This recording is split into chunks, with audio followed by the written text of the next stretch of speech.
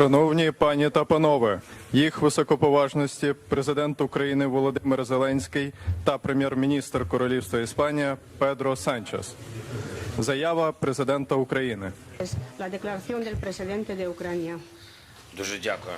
Muchas gracias. Шановний Педро, шановний пане прем'єр-міністр, шановні присутні, шановні наші журналісти. Сьогодні важливий і дуже символічний візит в Україну глави уряду Іспанії. У перший же день головування Іспанії в Раді Європейського Союзу. І це дуже чітко говорить і про фактичну реальність Європи, коли наш спільний європейський дім вже точно не уявити без нас, без України, і про пріоритети Іспанії у захисті свободи, і про твою, Педро, підтримку України, твоїх людей, і рівності, справедливості для всієї Європи. Я вдячний за цей візит і за підтримку. Ми встигли обговорити кілька питань, ми ще продовжимо. Передусім, це захист від російської геноцидної агресії. Я вдячний Іспанії та вам, пане Санчес, пане прем'єр-міністр, за надану Україні допомогу, зокрема безпеку для захисту життя українців від російського терору. Вдячний за надання прихистку в Іспанії для понад 180 тисяч українців одразу після початку повномасштабного вторгнення Росії. Ми це все високо цінуємо, ніколи не забудемо. Дуже дякуємо також за підтримку спільних європейських рішень щодо санкцій та іншого справедливого тиску на Росію, усього того, що допомагає обмежити весь цей потужний терористичний потенціал. Пан прем'єр-міністр Санчес принципово та дуже оперативно засудив підрив Росією дамби та інших споруд Каховської гідроелектростанції.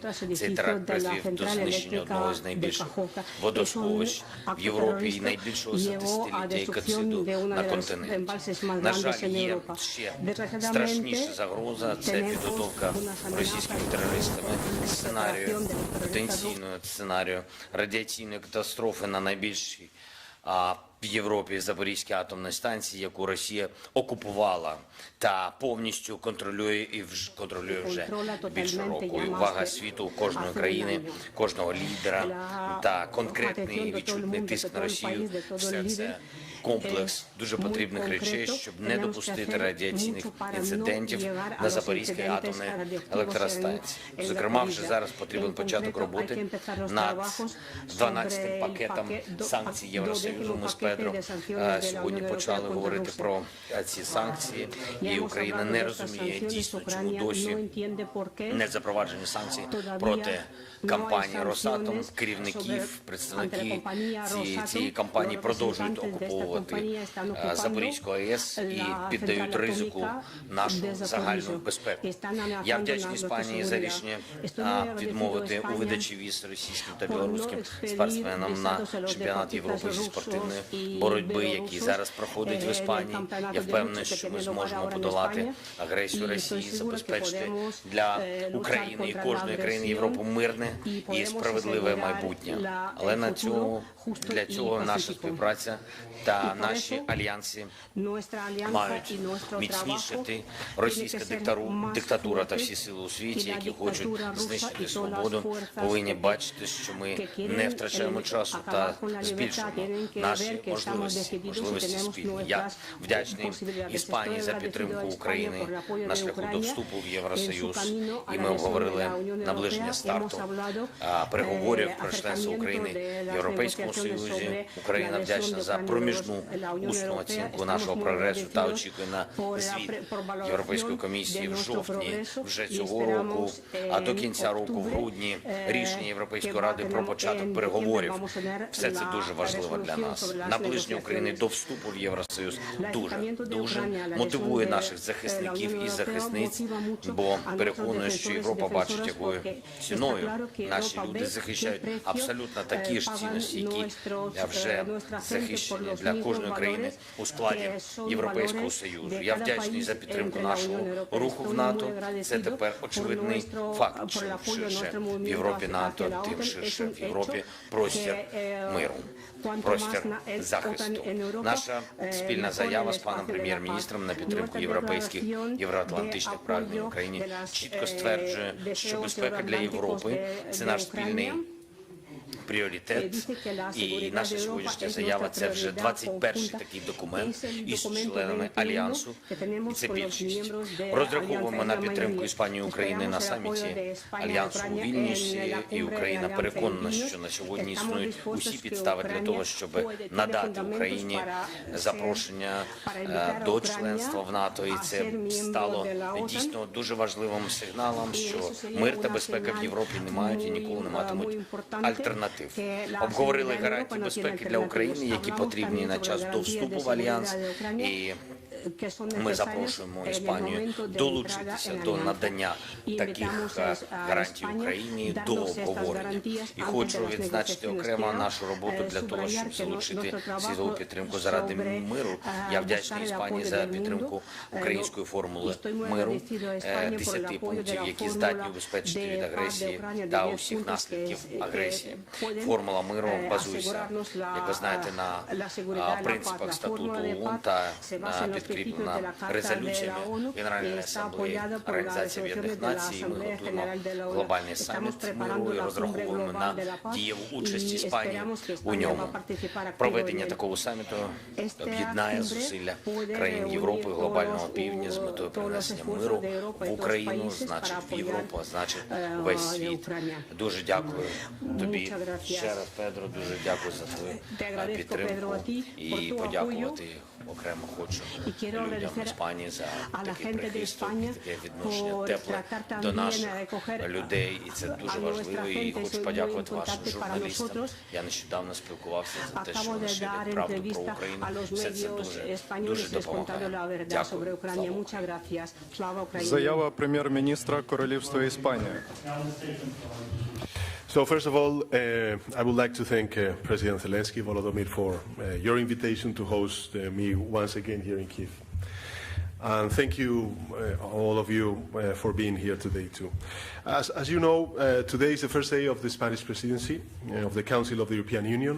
In the next few months, we will make progress on issues that are essential for the future of the European Union, yet Ukraine is going to be at the center of all our debates.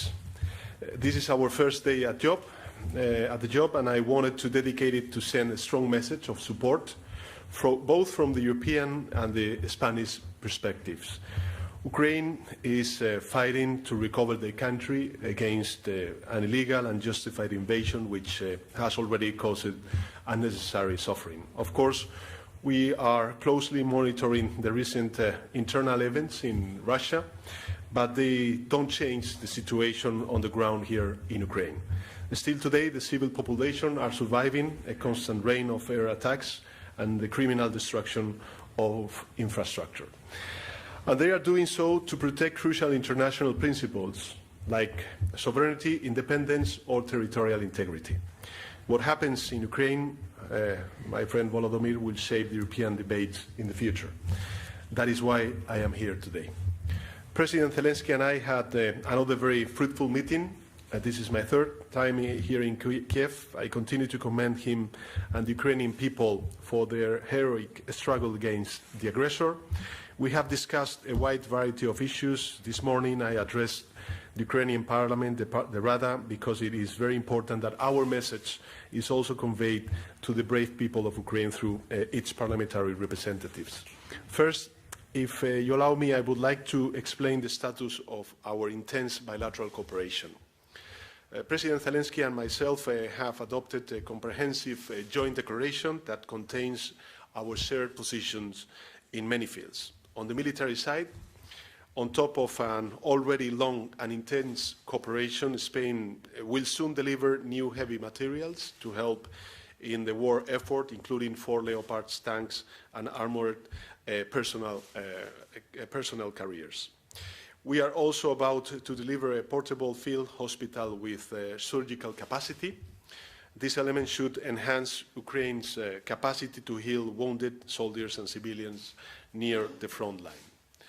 On the field of healthcare, in the last few months, we have flown into Spain and provided different kinds of care to more than 650 Ukrainian nationals.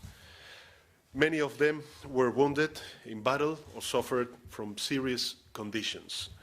And I'm also glad to inform that following our bilateral conversations in my last trip to Kyiv, Ukrainian therapists have already been receiving advanced training in the city of Zaragoza in modern techniques and the use of prostheses.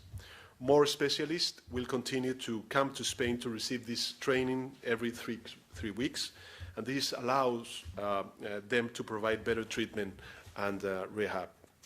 On the humanitarian and economic side, we have also reacted quickly to the latest developments. As you all know, last week we committed 24 metric tons of humanitarian aid to cope with the disastrous consequences of the criminal destruction of the Kavuka Dam.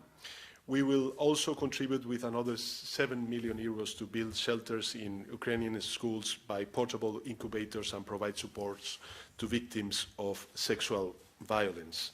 Today, President Zelensky, I am glad to announce that Spain will offer another 55 million euros to help in the reconstruction of Ukraine. 51 million euros will be managed through the World Bank and will aim to help in small and medium enterprises. The other 4 million euros will be managed through the United Nations Development Programme and will be used to install autonomous system of renewable energy in Ukrainian schools, and this will provide those schools with more resilience and will make them more sustainable. Finally, we continue to host in Spain more than 180,000 Ukrainian displaced people. They have been all provided with full and free access to our health and education systems, as well as all the facilities like free railway transportation within Spain. While we hope that Ukraine will be enjoying a just peace that will allow them to return safely, we remain committed to take care of them for as long as necessary. Second, I will explain our collaboration at the European Union level and the perspectives for the following months. The position of the European Union has been very clear since the beginning. All member states condemn the Russian aggression, and the European Union has put all its mechanisms in motion to help. On the military cooperation, the European Union continues to coordinate and facilitate the response to Ukrainian defensive needs. Important stocks of ammunition and weaponry have been provided through the European Peace Facility, a powerful tool with a financial ceiling that, with the decision adopted this week at the European Council, now totals more than 12 billion euros. Last week, we approved the 11th sanction package against Russia, which includes a mechanism to prevent elusion. This will help the long list of bans and restrictions become more effective. Sanctions may not have a visible, immediate impact, but they impose heavy long-term costs on Russia. Also, they underline that we remain united against Putin and that we are determined to stand firm until a just peace is reached. The European Union is also very active in the field of financial aid. In 2023, it is contributing with 18 billion euros of financial assistance so that Ukraine can continue to provide basic services to its citizens. In addition, a few days ago, the European Union proposed a package of 50 billion for the next 4 years that will be devoted to reconstruction. This should, on the one hand, contribute to close the gap that the war of aggression has created in the Ukrainian economy. On the other hand, this is yet another clear message to Putin. Europe will stand with Ukraine for as long as it takes. An expression we use all the time that is now realized in this multi-year approach. As I said before, a package of 50 billion euros for the next 4 years that will be devoted to reconstruction. A lot of work is also taking place in the field of accountability, which is something that always President Zelensky and myself speak in our conversation to make sure that those responsible of the atrocities Ukraine is suffering are taken to justice. Also, we are studying ways to address the question of Russian frozen funds in Europe, which is a challenging endeavor in legal terms. And finally, the European Commission has recently issued an interim assessment on the status of Ukraine's candidacy to join the European Union. The report is positive and shows significant progress. I would like to take the opportunity to congratulate you, President Zelensky, Volodymyr, and of course the Rada and your government, to congratulate Ukraine for the positive trend and to encourage it to continue its path of reforms. We will be awaiting the written report that the European Commission will introduce in the fall. It will be the basis for further steps and decisions. Last, I would like to say a few words on the global perspective. The extraordinary level of international support to the relevant resolutions of the United Nations General Assembly speaks for itself. A vast international majority condemn the Putin aggression and the phony annexations. Yet, I do believe it is important to continue our efforts to reach out to other regions and countries. And we must listen to other countries' concerns and fears, especially about the consequences of the war on issues like food and energy security. Let me conclude by wishing success to Ukraine in its counter-offensive. We hope it will lead you to a just and lasting peace. Europe and Spain remain by your side. Thank you. Шановні колеги, журналісти, ваші запитання, будь ласка, перше від Національного радіо Іспанії.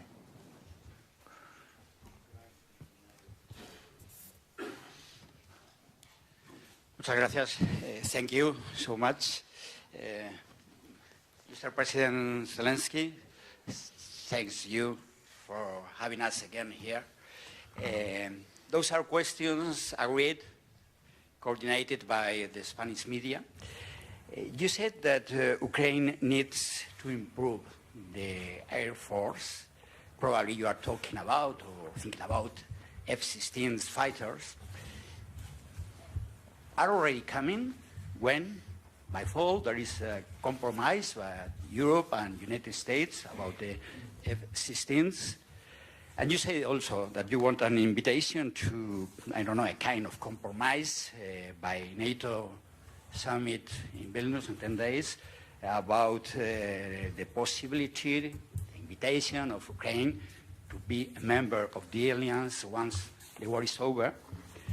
If there is that kind of compromise, security for Ukraine, are you agree to go to the lines that was established before February the 24th last year? I mean, before the full-scale invasion, Russian invasion, in order to try to get a peace accord with Russia?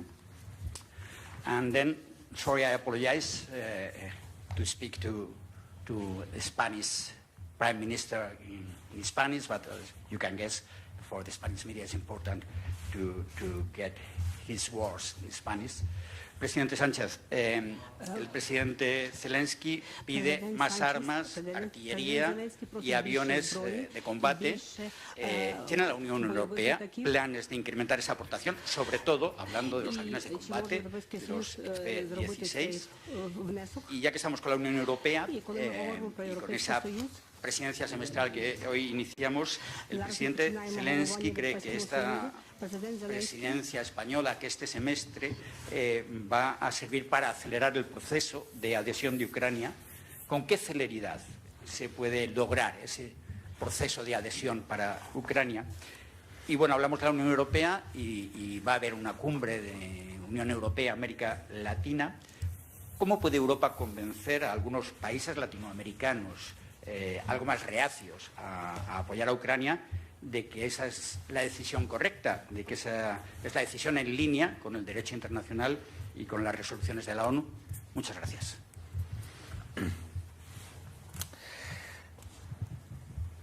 Дуже дякую вам за запитання. Muchas gracias por la pregunta. Перш за все, щодо чи є розуміння планів, дати, Sí, графіків nosotros з F-16. entendemos planes y У gráficos. мене такі самі питання, які tengo тільки las що ви mismas поставили. preguntas que Такі usted самі acaba de питання hacer. до наших Las шановних mismas, партнерів. Чи є у них preguntas a розуміння, nuestros коли Україна honorables може socios? отримати F-16? Ми домовились, Es que hemos quedado дотиснули, de що у нас acuerdo. є коаліція Tenemos країн, coalición які готові de los розпочати países тренування que están для dispuestos українських a пілотів. entrenar nuestros Графіку pilotos. тренувальних місій немає. Я Pero вважаю, no що tenemos деякі gráfico de партнери las з цим misiones de затягують. entrenamiento. Для чого вони це роблять, No sé мені por не qué se відомо. ralentiza tanto, no lo entiendo. Що стосується Ну, que se refiere- компромісів про НАТО, знов таки ви використовуєте слова компроміс, Usted utiliza а потім palabra- говорите про компроміси щодо кордонів. Y luego hablan de No, sobre не los забагато compromisos de компромісів для fronteras. Demasiados однієї держави. compromisos para Так los ось, що estados. стосується Lo que se refiere НАТО, a la OTAN. я можу тільки ще раз Puedo підкреслити, subrayar що otra vez. нам потрібен на Вільнюському саміті Necesitamos en la cumbre de дуже Vilnius чіткий, зрозумілий сигнал, un señal що Україна може firme стати que і має Ucrania право стати y tiene derecho рівноправним ser членом miembro НАТО після de війни. pleno derecho de la OTAN después de la guerra. Це і є запрошення Esa es la щодо invitación альянсу. Перший acerca de la дуже alianza. практичний крок. Un paso Для нас práctico було б це дуже важливо. muy importante para nosotros. І ще раз підкреслюю, це важливо, Quiero тому що subrayar хтось плутає otra vez, porque гарантії es muy безпеки. Для нас importante найкраще це членство в Para альянсі. nosotros І es тому lo mejor ser гарантії miembros de la безпеки, alianza ті, про para які ми tener сьогодні las говоримо, garantías de вони нам seguridad de las que потрібні, hablamos, de реально las que потрібні на час, realmente поки ми necesitamos не є членами НАТО. Це en не este tiempo porque альтернатива. no somos НАТО. miembros de la alianza, no es alternativa. Гарантії безпеки – це не Las альтернатива. garantías de seguridad Це важливо no все зрозуміти. Так, третє, ви підкреслили щодо ситуації на полі бою. І La чи situación en el campo de готові batalla, ми si до estamos дипломатичного регулювання, dispuestos і до de якого las дипломатичного negociaciones регулювання, якщо ми diplomáticas, будемо на кордонах si estamos 24 en las лютого. fronteras del 24 de Це не наші febrero. кордони, Eso no son які були nuestras 24 fronteras лютого. del Там була 24 de контактна febrero. лінія між нами Eso і fue la línea окупантом. entre nosotros І y тому los ми ще раз ocupantes. Y por підкреслюємо, eso Україна subrayamos буде una vez готова más que до того Ucrania чи іншого формату estaría дипломатії, dispuesta a коли ми cualquier будемо formato diplomático дійсно на наших кордонах, solo cuando на estemos наших en реальних nuestras fronteras кордонах, згідно reales, міжнародного права. según el derecho internacional. Gracias. Muchas gracias por sus preguntas.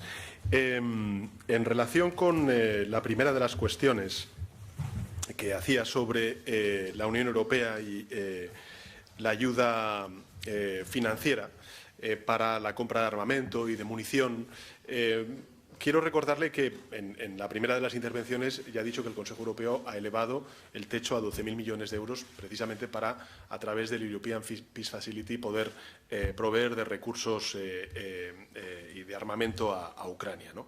Y creo que además también es muy relevante el anuncio que hemos hecho antes de que sean 50.000 millones de euros para los próximos 4 años los que se van a destinar a través de la Unión Europea, que están ahora mismo fijados en la revisión del marco financiero plurianual durante los 4 años a Ucrania, porque esto, si demuestra algo, es el compromiso europeo en el corto y en el medio plazo con Ucrania, ¿no? Y en ese sentido, hablando de la perspectiva de la Unión Europea de acceso de Ucrania a la Unión Europea, yo creo que el primer día de la presidencia, en el semestre en el que se va a dar a conocer el informe sobre la evaluación de los progresos que está haciendo Ucrania a lo largo de este otoño, pues esté hoy aquí, demuestra, yo creo que un compromiso político claro e inequívoco por parte de las instituciones comunitarias al respecto.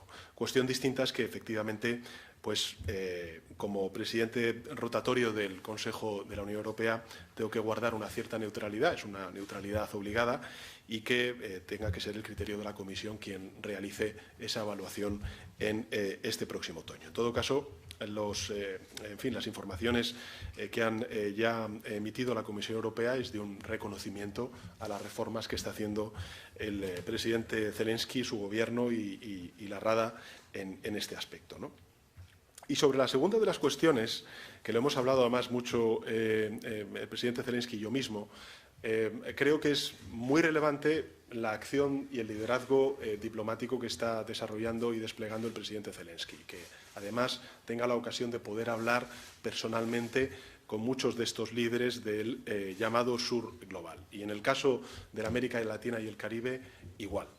Porque algunos de estos países que ciertamente pueden tener dudas, no tanto por lo que está haciendo Putin, que claramente es absolutamente injustificable, quizá tengan algunas relaciones históricas y tradicionales con Rusia, lo que resulta evidente es que nadie, cuando digo nadie, es nadie, está de acuerdo con esta vulneración de la soberanía nacional, de la integridad territorial de Ucrania y, en consecuencia, con esta pulsión imperialista que Putin está demostrando no solamente en Ucrania, sino en otros muchos de sus mensajes con países bálticos o con Moldavia, por poner el caso, ¿no?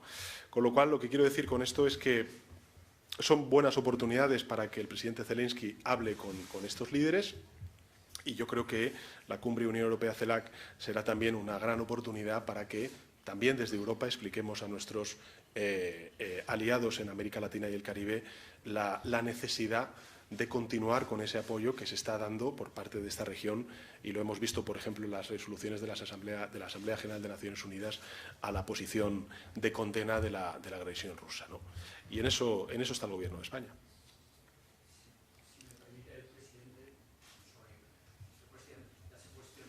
Very concrete about F-16 fighters, sobre los aviones de combate, que es probablemente en estos momentos la petición más importante que está haciendo Ucrania. Bueno, en ese tema hemos hablado ya y se ha posicionado la ministra de Defensa en reiteradas ocasiones cuando ha sido preguntada. Дякую. Тоді наступне запитання від телеканалу «Ми Україна». І це буде останнє запитання, на жаль. Цей терористичний акт підірвати або ж інакше вплинути на ситуацію на ЗАЕС, приміром, витік ядерних речовин. І чи є ще рычаги впливу, щоб зупинити росіян, зупинити цей наказ як з нашого боку, так і з боку наших партнерів? І питання до пана прем'єра.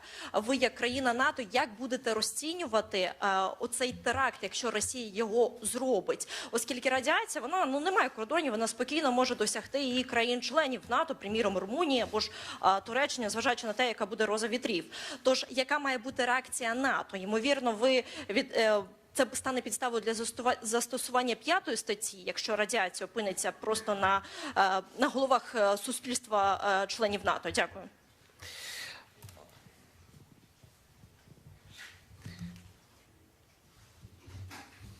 Дякую. Дякую вам за запитання. По-перше, моя відповідь базується на тій інформації, яка у мене Mi є. respuesta se basa en la información que Ми tengo. говоримо про це довгий період, ви Ya абсолютно праві. ya hemos hablado mucho Серйозна tiempo sobre esto. Tenemos una amenaza muy seria. Росія технічно Rusia técnicamente está для того, dispuesta щоб спровокувати para локальний provocar вибух на la станції, explosión який local en la може central nuclear призвести que pueda до викиду. llevar a la radiación. Небезпечних Es peligroso, claro. Ми про це дуже чітко комунікуємо. Estamos comunicando, Ми все це обговорюємо з estamos партнерами. hablando Для con того, щоб nuestros всі розуміли, socios для чого це para que Росія todos робить, entiendan тому що para qué треба quiere Rusia знайти hacer логіку. esto. Крім Hay того, que що buscar la терористи lógica. є ще логіка Son terroristas в цих діях. y también Для existe того, la щоб lógica. партнери зрозуміли. Nuestros socios Яка tienen буде que реакція entender y cuál sería la reacción de Ucrania.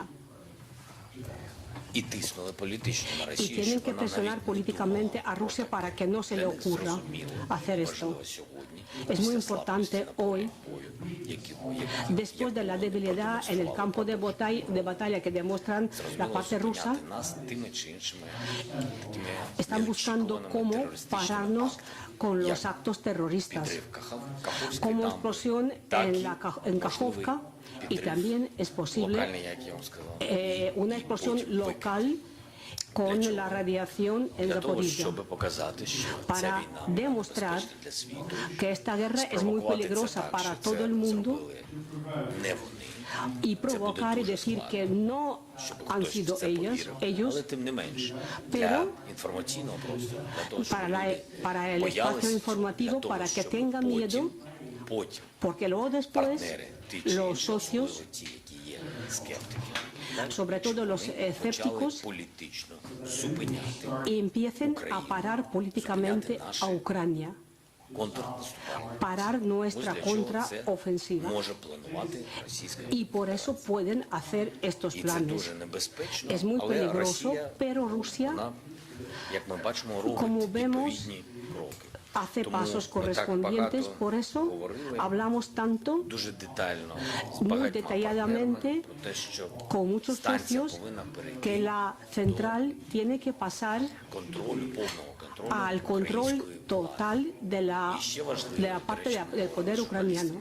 Іспанії muy нещодавно, importante і дуже важливо також те, що я говорю з que- нашою розвідкою, що Que hemos hablado con nuestra inteligencia, навіть цей момент дуже небезпечний. es un que tenemos que saber cuándo es el momento. Яка є посередником, вона, Es el до речі, може intermediario залучати інших партнерів, інших que держав. Є держави, puede які не utilizar проти otros до países, залучення до otros цього процесу. socios Так ось a este момент proceso. переходу контролю від Росії Para під pasar el контроль control України de дуже Rusia важливо, a щоб все було control de перевірено. Ucrania, tiene que estar Тому що todo може бути muy bien дистанційне comprobado, замінування. porque pueden hacer explosión Щоб a потім сказати, distancia. ось коли було під контролем окупанта, все було гаразд. Y luego dirán, cuando Ah, estábamos зараз, nosotros con el будь ласка, control, є los викид. ocupantes, y ahora lo liberamos y mirad lo que pasa. Важливий момент. Es un momento muy importante. So allow me allow me to be cautious in my response. I think that what we need, as President Zelensky said, is not to scale up this war and to enter into a dimension which, of course, could be, very, very difficult for all nations. Thank you very much. Наша прес-конференція добігла кінця. Дякую всім.